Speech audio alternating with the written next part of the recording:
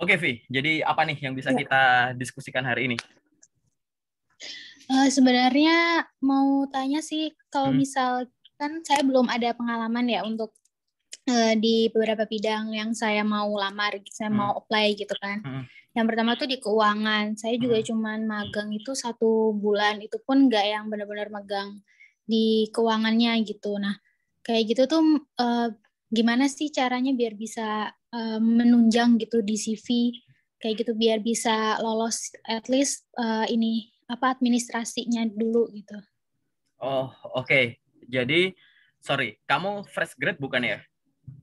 Iya, Atau, fresh grad. oke, wisuda kamu kapan? November Oh, 2021. oke. Terus jurusan kamu? Manajemen. Oke, Konsennya keuangan. keuangan. Oke. Sorry, yang pengen kamu lamar adalah sebagai atau di sektor apa aja deh, atau posisi apa aja deh. Sebut 3 hal aja.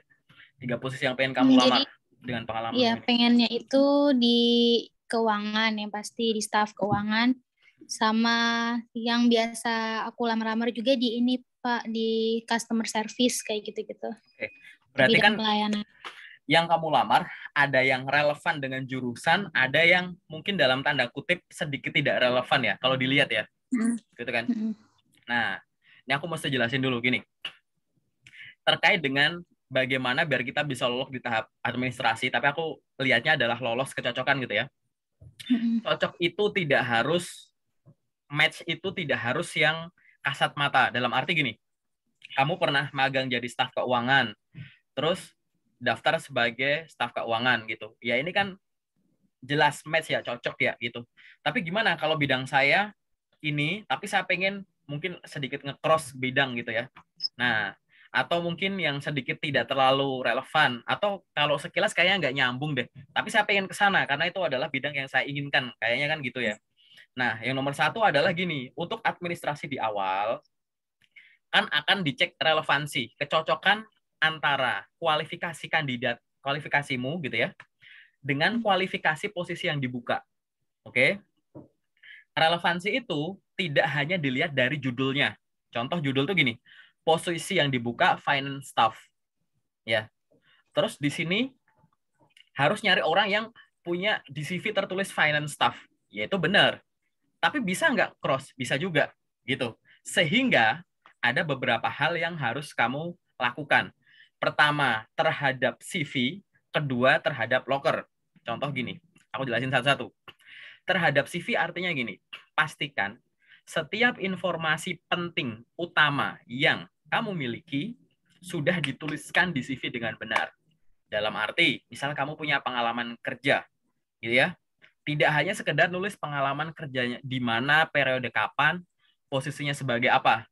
Tapi ada tugas tanggung jawab yang kamu breakdown di sana sebagai balance and numbering gitu ya, breakdown aja. Karena nanti relevansi kan dia akan ngebaca dari sisi breakdownnya itu juga gitu. Nggak sekedar jabatan gitu. Ya, kalau kebetulan dari jabatan ini udah cocok ya, pernah magang A, lokernya A, ya ini pas. Tapi kan kadang ada yang nggak kayak gitu, ya nggak sih gitu. Sehingga di breakdown itu harus kamu gambarin. Di posisi ini tuh aku semacam ini. Keuntungannya apa? Contoh gini, kamu pernah magang jadi apa? Misalkan sales gitu ya. Ada loker jadi admin sosial media. Kalau dilihat kan kayaknya nggak nyambung ya. Aku magangku sebagai sales gitu misalkan, tapi lokernya admin sosmed, tapi aku pengen. Kan kalau cuma lihat dari judul nggak nyambung ya, sales admin sosmed, nggak nyambung. Tapi di CV, kamu breakdown di sana. Saat kamu jadi sales, kamu breakdown misalkan, menjual produk kosmetik secara online dan offline. Melakukan update produk ya ke sosial media dan website. Membalas pertanyaan-pertanyaan calon customer melalui email, SMS maupun sosial media gitu.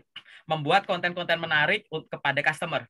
Oh, ternyata sebagai sales kamu ada aktivitas sebagai admin sosmednya, paham nggak? Ya. Sehingga nyambung gitu loh. Nah, semacam itu gambarannya kayak gitu. Jadi yang harus kamu pastikan di CV kamu, bener-bener kamu bedah. Seseorang yang sudah memiliki pengalaman kerja harus membreakdown gitu ya, apa yang dia lakukan gitu. Karena relevansi nggak cuma dari sisi judul, tapi aktivitas di dalamnya tuh apa. Kalau nggak kamu tulis, gimana kita tahu? Kan nggak mungkin kita tebak-tebak ya. Misal nih, ada CV masuk. Dia pengalaman kayak gini deh. Tapi kalau dia dari mukanya tuh anak organisasi banget. Mungkin dia pernah ini deh, kan nggak mungkin gitu ya. Itu kan nggak mungkin kita nerawang gitu, ya kan? Sehingga itu silahkan di breakdown semacam itu. Ini adalah untuk tadi ya, meningkatkan kemungkinan lolos di administrasi awal pada saat kita melamar pekerjaan yang ingin kita inginkan, tapi kalau secara sekilas tuh kayak bisa nggak ya, nyambung nggak ya gitu. Di breakdown kayak gitu dulu. Oke? Nge-breakdown itu untuk hal-hal yang tadi, relevansi tadi, tapi pengalamannya kita miliki. Oke? Tapi kalau yang kita pengen, pengalamannya belum punya, gimana? Sambil belajar. Gitu. Sambil belajar kan berarti kan sekarang masih dilakuin, ya kan? Belajarnya dari apa, misalkan online atau apa, tuliskan di CV juga gitu. Misalkan kamu sekarang lagi ikut kursus apa, periode kapan sampai sekarang gitu. Sehingga mungkin dari pengalaman kan nggak kelihatan, tapi dari di bagian sana ya, pengalaman training, oh ini anak sekarang lagi proses belajar itu, paham nggak? Kayak gitu. Ini hal-hal yang untuk meningkatkan kemungkinan lolos ya di proses administrasi terkait dengan pengalaman yang mungkin terlihat kurang relevan gitu. Karena ya nggak ada kok yang nama itu dilihat dari CV gitu ya. Aku nggak tahu nih, kamu punya kemampuannya enggak gitu. Yang kamu maksud relevan apa enggak tuh dari sisi sini tuh gimana. Ini beberapa contoh hal yang bisa kamu lakukan di CV, oke? Yang kedua, ada sesuatu yang bisa kamu lakukan di lokernya. Apa itu? Jadi gini, lowongan kerja itu ada yang spesifik. Misalkan dari sisi pendidikan, minimal S1 teknik mesin, gitu ya.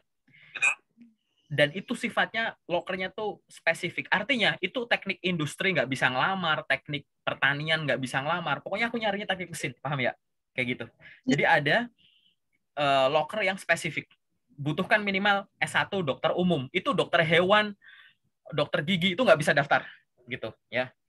Ada namanya loker yang spesifik.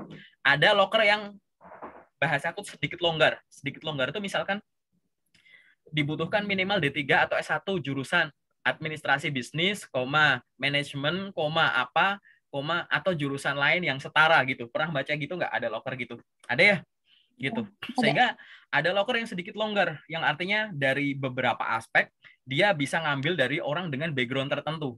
Entah background pendidikan atau pengalaman kerja tertentu. Karena ada pengalaman kerja, pendidikan, atau pengalaman profesional yang setara. Gitu ya?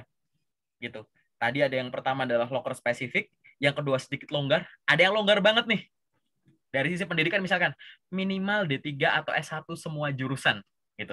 Minimal SMK atau SMA. Ya kan? Kayak gitu. Jadi ada yang sangat spesifik, ada yang ya agak-agak lah tengah gitu ya. Ada yang sangat open. Artinya apa? Pada saat kamu ngelamar kerja, dilihat ini kira-kira lokernya yang semacam apa. Dia butuh spesifik nggak gitu, ya kan?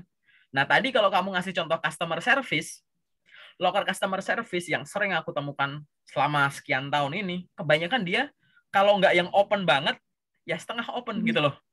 Jadi mau dari jurusan lain ada pengalaman yang lain, itu bisa daftar. Kenapa? Karena pekerjaan-pekerjaan lain tadi, mungkin kamu kerjanya sebagai apa, tapi di dalamnya tuh ada aktivitas customer service gitu. Menjawab pertanyaan, merespon customer, memberikan solusi, melakukan after sales ini itu, handling komplain gitu ya. Gitu-gitu yang kamu lakukan. Nah, tolong itu di breakdown di CV-mu gitu. Ya kan? Coba sekarang bayangkan kalau tadi dari sisi loker kamu nyari loker yang sedikit longgar atau longgar banget gitu kan. Dari sisi CV pengalaman penting udah kamu tulis, ya kan? Breakdown tugas tanggung jawabnya udah kamu jabarin. Udah, gitu. Artinya apa? Kalau nggak match dari judul, dia otomatis bisa langsung lihat dari breakdown kegiatannya, gitu. Gitu kan? Gitu. Ini adalah cara dari sisi menyiapkan dua-duanya. Nah, yang fokus yang selanjutnya adalah terkait dengan CV. Tadi kan aku udah nih, breakdown, terus ini pilih yang jangan yang terlalu ketat, ya kan? Nah, CV itu harus dua, benar cara bikinnya dan benar cara pakainya. Benar cara bikinnya itu adalah informasi penting udah kamu tuliskan dan di breakdown dijabarkan gitu ya. Yang kedua, menulisnya ya tadi, terserah mau kamu bikin desain atau ATS friendly boleh ya gitu. bener dulu cara bikinnya dulu gitu. Setelah bener cara bikinnya, anggap aja kamu punya CV bener nih cara bikinnya nih. Harus transparan ya. Habis itu kamu harus bener cara pakainya. Cara pakainya tuh gimana? Mungkin kamu ngelamar kerja pakai banyak cara. Misal lewat email, lewat platform karir gitu ya. Ada yang mungkin kirim lewat WA, ngisi Google Form, lewat LinkedIn gitu kan banyak cara nih. Nah, bener cara pakainya adalah kamu menggunakan dokumen yang satu ini, di banyak tempat dengan cara yang benar. Ngirim CV lewat email pasti beda dong dengan ngirim CV lewat LinkedIn misalkan, ya nggak? Gitu kan. Jadi harus bener dua-duanya. Nah, sekarang coba dibayangkan. Kalau kamu udah bisa bikin CV dengan baik dan benar dijabarkan, terus kamu bisa nyari loker yang setengah spesifik, setengah longgar sampai longgar banget gitu ya. Terus kamu tahu cara ngirim lamaran lewat email dengan benar, lewat Jobstreet, lewat Glints, lewat portal karir yang lain yang benar gitu ya. Lewat LinkedIn udah benar. Terus apa? Intensitas kamu ditinggikan gitu. Kalau kamu sehari ngirim lamaran sehari satu ya, gimana orang tahu ada orang sehebat kamu kan gitu. Ditarget per harinya. Sehari aku bisa ngirim lamaran berapa gitu. Teman-teman di grup loker ya, mereka bisa ngirim lamaran 20 sampai 30 loh per hari. Padahal mereka ada yang kerja gitu. Nggak ada tuh yang namanya ngirim lamaran, mereka nggak mikirin kayak ngirim lamaran harus di jam kerja ya Kak. Kalau memang bisa nggak apa-apa. Kalau nggak bisa itu bukan hal yang wajib kok. Itu buktinya banyak orang yang belum nggak bakal resign dari kantor lama sebelum dapat kerja kan. Mereka bisa ngelamar kerja malam hari tuh lolos-lolos aja tuh biasanya gitu. Gitu. Tapi Kak kalau ngelamar kerja bisa sampai puluhan gitu, 20 sampai 30, bukannya itu spam. Jangan-jangan ngelamarnya asal ya. Nggak gitu. 20 sampai 30 ini bukan asal, bukan random apply. Tapi ya terstruktur, direncana sejak awal. Contoh gini, ini aku punya CV udah bener nih, ya kan? Aku pengen lolos administrasi. Dari sisi infonya udah aku breakdown dengan bener lah, tulisnya udah bener.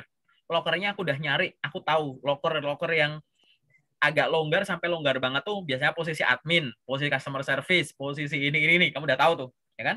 Nah, sekarang kamu bayangkan, aku dapat loker dari mana? Aku bisa ngelamar kerja di mana? Sebut aja, email, LinkedIn, Jobstreet, Glints, Indeed mungkin, website perusahaan langsung gitu. 6 kan? 6 loh ini. Nah, habis itu kamu target diri. Aku coba dalam waktu 1 hari, hitung 24 jam. 24 jam dikurangi waktu tidurku, dikurangi waktu bantu-bantu rumah orang tua gitu, dikurangi waktu me time santai-santai, dikurangin waktu magang, waktu kerja gitu. Pasti ada namanya waktu produktif potensial. Nah, waktu potensial ini silahkan kamu bagi jadi 2. Nggak harus 50-50, yang tahu kamu. Sebagian untuk pengembangan diri, misal belajar software, ikut webinar, belajar ini itu gitu ya. Sebagian kan untuk ngelamar kerja. Nah, gunakan ngelamar kerja itu ya untuk 6 ini. Oh, aku punya waktu kosong sehari itu 5 jam. Gitu kan? Aku info lokerku ada 6 nih. Aku coba target masing-masing 2 gitu. Dari email 2, ini 2, ini 2, 2, 2, udah 12. Ya kan? Coba bikin konsisten. Udah bisa 3 coba 3 3 3 3 18. 4 24. 5 30. Jadi ngelamar kerja 30 gampang. Gitu. Ya kan? Karena kamu banyak channel. Kalau kamu cuma satu, itu udah pusing gini gitu. Waduh gitu. Ya kan? Hal-hal efektif aja. Nanti hal-hal kecil kamu nanti jadi bingung. Misalkan, Kak, kalau satu lamaran itu harus di satu loker ya, satu loker satu CV ya. Ya itu benar, itu kondisi ideal. Ya, satu CV untuk loker spesifik tertentu gitu ya. Tapi coba dilihat. Tadi yang aku bilang ya, loker spesifik, loker agak longgar sampai longgar. Itu di portal karir kan udah diklasifikasikan. Kamu punya akun Jobstreet misal, punya nggak? Iya. Itu kan dia kan tinggal upload satu CV, lengkapi profil, terus tinggal klik klik klik klik klik klik klik. Iya. Ya nggak sih? Itu Iya. artinya apa? Pakai satu CV, kamu bisa ngelamar ke beberapa loker. Jadi daripada kamu ngabisin satu CV diganti untuk lamar, ganti ganti ganti. Ya udah pakai satu CV ini sebar ke semua yang bisa. Udah habis nih. Oke, baru diedit misal mau kamu edit gitu. Gak bakal habis itu. Jadi gampang gitu. Jadi ini namanya ngelamar kerja banyak, tapi diniatin, ditarget, bukan asal lempar CV. Wah ini lokernya asal aja gitu. Wah itu konyol, nggak kayak gitu yang kamu lakukan, ya kan? Nah, kenapa aku breakdown-nya ke sini? Jadi ada gambaran kan, gitu. Sehingga tadi untuk menjawab pertanyaan kamu gimana lolos administrasi ya tadi, pastikan bikinnya bener, pastikan target kamu bener, pastikan memakainya bener dan intensitas tinggi. Setelah itu apa? Disiplin aja. Jangan waktu hari ini ngelamar banyak, besok dikit, besok enggak. Besok bad mood, besok mau healing dulu, besoknya staycation kemana, besoknya aduh nggak kelar-kelar itu. Ya kan? Sabtu Minggu nggak ngelamar gitu.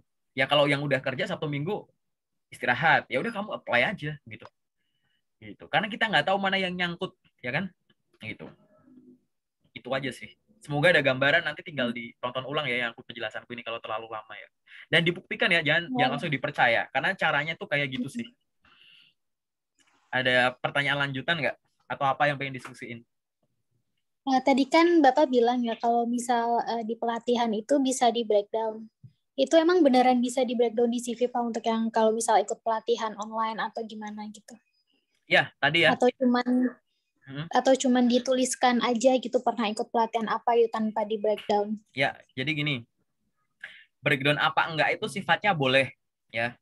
Yang penting gini, pastikan dulu nomor satu, informasi utama yang ada di CV ada semua. Info utama itu apa? Nggak perlu dicatat ya. Nama lengkap, informasi pribadi. Informasi pribadi itu nanti ada tempat tanggal lahir, alamat, alamat email, nomor telepon, sosial media, paling gampang LinkedIn. Terus nanti ada ringkasan CV atau summary kamu. Saya merupakan lulusan jurusan ini dengan pengalaman magang di sini sebagai ini. Saya memahami hal yang berkaitan dengan customer service, administrasi bisnis yang didukung dengan kemampuan mengoperasikan ini. Selain itu saya mampu berkomunikasi dengan baik menggunakan bahasa ini gitu.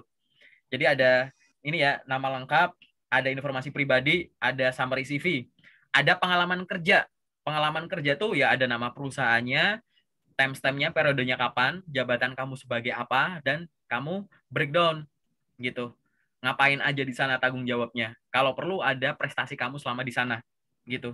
Pengalaman kerja ini tuliskan dari yang terkini dulu, baru mundur nanti ya. Habis itu ada yang penting lagi apa namanya? Pengalaman pendidikan. Tuliskan nama universitas atau pendidikan terakhir, jurusannya apa, periodenya kapan. IPK boleh dituliskan apa enggak? Boleh gitu. Habis itu ada pengalaman namanya pengalaman organisasi gitu ya. Organisasi kepanitiaan volunteer boleh masukin. Ini tadi pengalaman kerja, sorry. Pengalaman kerja itu boleh ya, namanya kerja tetap, kerja kontrak, freelance, part-time, internship, paid internship, unpaid internship, entrepreneur gitu. Itu pengalaman kerja boleh dimasukin semua di situ, ya kan? Nggak harus kerja kantoran kok yang tulis di CV gitu. Pendidikan juga boleh pendidikan formal, boleh pendidikan non formal gitu. Nah, terus di sini ada organisasi kepanitiaan, keanggotaan gitu. Kamu ikut organisasi apa, volunteer apa, KKN atau social service apa gitu. Habis itu tadi ada training dan pelatihan. Pelatihan ini boleh kamu masukkan kalau dia course sifatnya course gitu ya, online webinar atau apa gitu, boleh masukin satu judul sendiri aja pengalaman pelatihan gitu. Tulis aja di sana nama pelatihannya, periodenya kapan, penyelenggaranya siapa gitu. Terus yang selanjutnya adalah skill, kemampuan. Ini aku belum menjelasin jawabanmu ya. Skill itu nanti isinya bisa ditulis ada 4.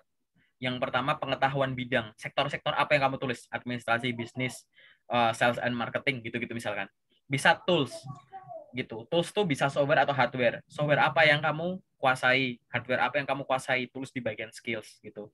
Terus kemampuan bahasa, bisa bahasa apa aja gitu. Terus terakhir ada soft skill gitu. Ini yang harus ada di skill. Dan yang terakhir yang wajib ada di CV adalah terkait dengan achievement, pencapaian kamu. Pernah menang lomba apa? Pernah menjuarai apa? Dapat ini apa? Tapi ingat achievement itu tidak harus lomba. Kalau punya ya masukkan. Achievement itu nggak harus yang dapat piala, piagam, viral, diliput media, nggak harus yang gitu. Tapi pada saat kamu ada suatu posisi, kamu bisa mencapai apa pencapaian tertinggi kamu. Breakdown tulis di sana. Nah, dari yang aku sebut ini adalah hal-hal yang wajib ada di CV. Aku ulang ya. Nama lengkap, informasi pribadi, summary CV, pengalaman kerja kalau yang udah kerja, pengalaman pendidikan, pengalaman organisasi kepanitiaan, training, dan sertifikasi, skill, dan achievement, pencapaian. Nah, menjawab pertanyaan kamu, Kak, boleh nggak tadi pelatihan di breakdown gitu? Misalkan kamu mau breakdown kayak per poin, di pelatihan itu kamu belajar apa? Jawabanku adalah, kalau space-nya masih ada, boleh. CV itu nggak harus 1 halaman. Oke? Boleh 2 atau 3 halaman. Nah, kenapa aku ngomong kok space-nya ada? Gini, tadi tuh ada hierarki atau urutannya. Lebih penting membreakdown pengalaman kerja daripada pengalaman pelatihan atau seminar. Gitu. Lebih penting membreakdown itu. Sama. Jadi jawabannya kenapa? Boleh nggak di breakdown? Boleh, asal ada space-nya. Jangan sampai pelatihan kamu breakdown per poin banyak, tapi pengalaman kerja kamu nulis pernah magang di PT ABCDE dalam kurung periodenya katakanlah 2020 sampai 2021. Jabatannya apa? Udah gitu doang. Nggak kamu breakdown. Pengalaman kerja nggak kamu breakdown, pelatihan malah kamu breakdown. Ini namanya salah prioritas. Paham ya? Gitu. Iya. Gitu. Jadi boleh di breakdown apa enggaknya tuh lihat dari yang kayak gitu. Gitu. Kalau masih ada space, ini udah di breakdown, ternyata ini masih ada space kosong, silahkan di breakdown. Gitu. Ini sama aja kayak kamu nulis kayak gini. Kita masukin hobi ke CV boleh nggak? Gitu. Bener nggak masukin hobi ke CV? Itu bisa benar, bisa salah. Kalau kamu masukin hobi, tapi kamu punya organisasi, nggak kamu masukin. Hobi, kamu masukin. Jadi salah. Karena hobi masuk, organisasi kenapa nggak dimasukin? Padahal dia lebih penting, paham ya? Gitu. Tapi kalau misalkan organisasi udah kamu masukin, masih ada space kosong, kamu masukin hobi, boleh. Kamu masukin reference, boleh. Kamu masukin preferensi kerja, boleh. Gitu jawabannya, oke? Jadi breakdown apa enggak, lihat tadi. Karena yang harus di breakdown duluan tuh pengalaman kerja. Gitu. Magang kamu itu di breakdown. Kalau memang masih ada space, pelatihan di breakdown nggak masalah. Gitu. Oke, semoga ada gambaran ya. Nanti detailnya aku liatin di CV-mu. Terus mau tanya lagi Pak, kan kalau misal nih lamarnya itu di marketing ya kan, tapi waktu magang kan nggak megang marketing sama sekali ya Pak, megangnya keuangan misal kayak gitu. Nah, itu magangnya tetap dicantumin atau enggak? Karena kan selama ini yang kita tahu itu harus relevan antara CV sama yang mau dilamar gitu. Ya, balik lagi ke pertanyaan ini, penjelasanku yang tadi ya, relevansi kan nggak harus dari judulnya tadi. Oke? Relevansi juga nggak harus dari posisi marketing ini. Ingat ya, marketing sama sales kan beda. Tapi banyak fungsi di perusahaan, kadang tuh ada loker marketing juga fungsinya sebagai sales gitu loh, paham kan? Kayak gitu. Nah, gimana kira-kira boleh nggak daftar? Boleh. Boleh nggak tadi pengalaman magangnya ditulis? Jawabanku adalah boleh. Oke, tapi kan nanti akhirnya nggak relevan. Saya magangnya apa, ya kan? Tapi kok yang saya lamar apa? Jadi gini, nanti kalau kamu punya pengalaman kerja sudah cukup banyak, gitu ya. Kamu lihat loker nih. Oh, dia lokernya soal ini. Pengalaman kerjaku kan udah banyak. Artinya apa? Yang nggak relevan, kamu take out, kamu remove, kamu keluarin, digantiin sama yang ada gitu loh. Tahu ya? Nah, sekarang bayangin kalau kamu masih fresh graduate misalkan ya, pengalaman juga baru magang. Wah, ini nggak relevan. Tiba-tiba kamu remove. Kosong dong nanti CV-mu. Iya. Contoh nih kayak gini. Aku jurusan kehutanan. Ada loker sebagai sales and marketing staff gitu. Di sana tulisannya pengalaman pendidikan semua jurusan gitu kan. Minimal memiliki pengalaman 1 tahun di bidang sales and marketing, koma, lulusan baru dipersilahkan untuk melamar. Fresh graduates are welcome to apply, misalkan gitu ya. Terus kamu mikirnya, wah, aku fresh grad nih. Tapi gimana nih ya? Kan aku jurusan kehutanan. Magangku juga hubungannya sama kehutanan. Nggak relevan sama sales marketing. Keluarin magangnya. Wah, aku ikut organisasi. Waduh, organisasi himpunan mahasiswa kehutanan. Nggak ada hubungannya sama marketing. Organisasinya keluarin lagi gitu. Masa gitu? Kan abis. Ingat, relevansi itu nggak harus lewat sesuatu yang per kata gitu. Gitu kan? Seorang yang memiliki jiwa marketing, gini, posisi marketing tuh butuh kualifikasi semacam apa sih gitu. Gitu. Orang yang mampu misalkan ya berkomunikasi dengan baik dengan orang. Tunjukkan bahwa di pengalaman ini saya berinteraksi dengan banyak orang gitu. Gitu. Menguasai pengolahan data menggunakan ini itu. Ya tunjukin pada saat kamu magang di situ, kamu melakukan pengolahan data gitu. Software yang kamu tulis di skill gitu. Oh ya. Gitu. Jadi nggak serta merta langsung di remove dan jawaban singkatnya kayak tadi, masukin aja gitu.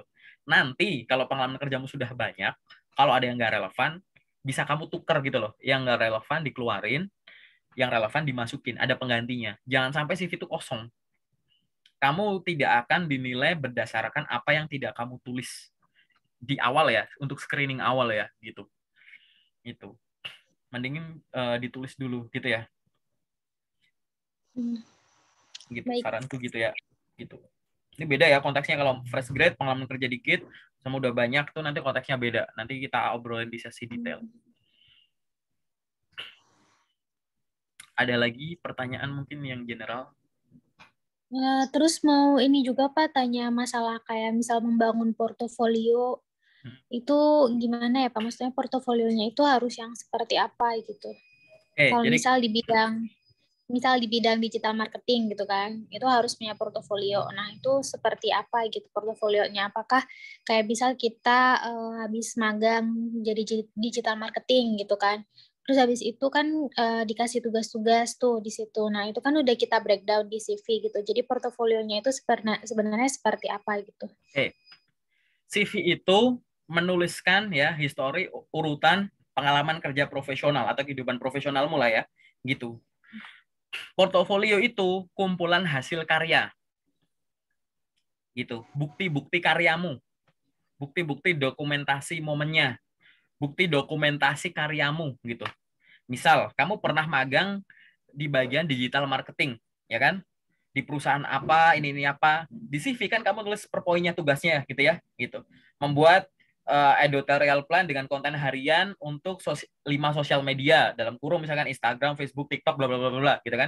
Membuat konten video ini yang disebarkan ke sini. Melakukan analisis terhadap apa namanya analitiknya gitu, ya kan? Melakukan gini gitu. Berdiskusi dengan teman satu tim dan bagian lain terkait dengan budgeting campaign gini dan efektivitas promosi. Itu kan fungsi-fungsinya, ya kan? Tapi kan di dalamnya kamu ada Ya. kegiatannya. Apa? Oh, ternyata kamu disuruh bikin konten reels gitu misalkan yang diupload di Facebook, ya kan? Sorry. Terus kok Facebook, Instagram gitu kan? Yang udah kamu upload. Ya udah, konten-konten reelsnya itu kan mungkin ada akun Instagramnya perusahaan itu kan, kau screenshot aja taruh tuh di portofoliomu, dijelaskan gitu. Atau misal kamu desain poster ini itu, jelaskan. Pernah nih ada event apa, pameran apa gitu. Ya bukti karyamu itu, ya poster-posternya gitu, gambar-gambar karoselnya gitu, tampilan ads yang pernah kamu, jadi karya-karya yang benar-benar kamu buat aja gitu. Kalau kamu graphic designer, gambar apa yang pernah kamu bikin, contoh-contoh karyamu gitu, jadiin satu di situ gitu. Jadi lebih ada bukti karyanya. Tapi Kak, kalau misalkan aku, jadi gini, bukti karya kan akan sangat mendukung kalau bentuknya tuh visual, gambar. Kak, aku penyanyi, Kak, misal gitu. Kak, aku pencipta lagu, Kak. Kak, aku musisi, main musik nih. Gimana bikin portofolionya gitu? Kan kamu punya video kan? Videonya kamu upload ke YouTube, ya kan? Misalkan, screenshot aja videonya itu, set, kasih URL YouTube-nya, gitu. Silahkan, gitu. Jadi kayak isinya tuh kayak kumpulan karya kamu, gitu. Beda ya akhirnya ya gitu. Pokoknya portofolio itu kumpulan karya gitu. Tadi kamu bilang digital marketing pernah bikin ini, ya udah, apa yang pernah kamu bikin gitu ya. Ada satu project, ada contoh karyanya apa, ya udah masukin aja, dikumpulin gitu. Itulah portofolio gitu. Jadi di halaman depan tuh cuma kayak pengenalan dikit soal kamu, rada ngulang CV gitu ya. Di belakangnya contoh karyanya gitu. Ini waktu saya magang, saya dapat tugas ini, membuat konten ini, terus ada gambar, kasih keterangan contoh konten TikTok kayak begini, contoh konten Facebook, contoh story IG, contoh Reels IG, contoh ini konten YouTube gini gitu. Bentuk-bentuk promosi yang pernah kamu bikin gitu, ya kan? Kamu pernah bikin banner, kamu pernah bikin poster, pernah bikin ads ini itu gitu. Portofolio kumpulan karya gitu. kumpulan karya yang kamu lakukan pada saat apa? Ada pengalaman profesional yang kamu tulis di CV. Gitu. Di CV kamu pernah nulis kerja di sini, jabat sebagai ini, fungsinya begini. Nah, menjalankan fungsi itu, saya tuh bikin ini loh, gitu. Gitu. Gitu. Atau misalkan pada saat saya misalkan tadi pernah magang di sini nih. Nih, selain ada karyanya, mungkin ada dokumentasi waktu suasana kamu lagi kerja gitu. Ada contoh fotonya gitu. Oh, ini kalau kamu kerja nih. Oh, ini foto tim kamu ya gitu. Aku jadi sales Kak, aku jualan di jalan gitu. Oh, mungkin foto aja di depan, misalnya kamu jualan FMCG gitu ya, kamu jualan rokok merek tertentu gitu kan. Terus kamu lagi ngedeketin suatu toko nih, customer baru gitu kan. Lagi kamu pasangin banner, terus kamu kasih stok rokok banyak. Ya kan biasanya bisa kamu mungkin lagi berfoto gitu sama penjual itu gitu kan. Bersalaman gitu sambil ada logo rokok kamu gitu. Gitu. Atau apa? Kamu sales mobil, jualan mobil. Ya udah kan lagi ada serah terima kunci tuh bersalaman gitu ya. Belakangnya biasanya displaynya mobilnya gitu atau di showroomnya gitu. Udah fotonya itu portofolio gitu. Oh, berarti foto gitu aja bisa jadi portofolio ya, Pak? Paling gampang kamu bikin portofolio dulu deh. Nanti kirim ke aku, kita review. Nah, baik. Ya. Oke. Oke. Apalagi ingat ya, portofolio itu kumpulan hasil karya. Ada lagi nggak yang pengen ditanyain? Yang general yang kamu Sebenarnya pengen. lebih ini sih Pak, kayak tipsnya tuh biar bisa misal kayak lolos sampai tahap akhir gitu kan. Biasanya kalau di rekrutmen kan banyak banget tuh per tahapnya gitu, ada administrasi, ada tes psikotes, terus juga ada wawancara HRD, wawancara user kayak gitu. Nah itu gimana ya Pak, Bagus. apalagi untuk yang psikotesnya gitu. Bagus pertanyaannya. Gimana caranya biar kita bisa lolos sampai tahap akhir? Paling gampang tuh gini simpelnya. Lakukan persiapan yang langsung sampai ke akhir. Contoh apa? Banyak orang tuh melakukan persiapan tuh putus-putus. Bikin CV yang benar, ngelamar, dilempar, ya kan? Habis itu ada panggilan. Panggilannya apa? Ternyata besok itu langsung interview, gitu. Waduh, aku belum belajar interview lagi, gitu. Kirain besok psikotes, kok langsung interview, gitu. Atau misalkan habis kamu lamar malam, paginya langsung disuruh psikotes. Aduh, gimana ya psikotes soalnya apa ya, gitu. Kayak pendek-pendek gitu loh, paham nggak sih? Gitu. Jadi pada saat kamu ngelamar kerja, kamu tuh sudah siap dengan kemungkinan apapun. Saya ngirim sekarang, besok disuruh psikotes, saya itu udah siap. Gitu. Saya habis selesai psikotes, langsung, itu kan pagi nih psikotes, sorenya interview, saya tuh udah siap. Banyak orang kayak, aduh, aku blank Kak, aku nggak tahu kalau mau lanjut langsung interview. Kayak gitu kebanyakan yang aku tangkap ya dari sekian ribu yang udah sharing sama aku selama 9 tahun ini ya, gitu. Gitu. Jadi persiapan langsung sampai akhir. Apa habis itu psikotes ada interview ini. Terus apa lagi kalau kamu punya waktu kosong, olahraga, kesehatan nih, gitu.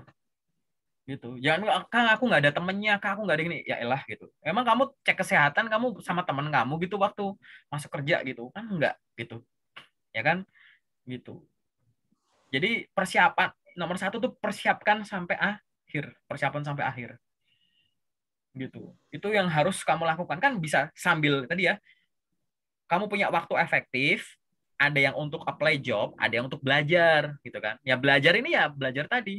Psikotes tuh gimana sih? Ini apa sih gitu. Itu biar kemungkinannya sampai akhir. Jadi belajar sampai ujung gitu loh.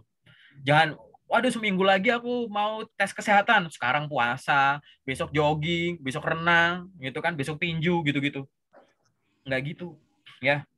Karena kalau kamu udah persiapan jauh-jauh hari, besok besok itu mau ada psikotes, hari ini kamu nongkrong, hari ini kamu nongkrong sama temen, happy happy aja. Karena psikotes kan biar tenang ya, ngapain ya aku sekarang bingung, aduh besok soalnya ngapain ya, telat itu besok, itu kemarin maksudnya, ya paham ya maksudnya ya, gitu. Ya.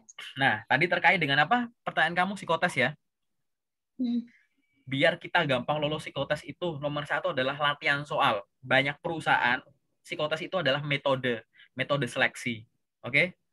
Jadi gimana caranya menyeleksi orang berdasarkan suatu metode yang sudah tersusun gitu. Nah, habis ini aku jelasin ya, aku sambung di Zoom selanjutnya ya, karena ini udah mau habis nih, aku bikin Zoom lagi ya. Oh, iya. Ditunggu bentar ya. Iya.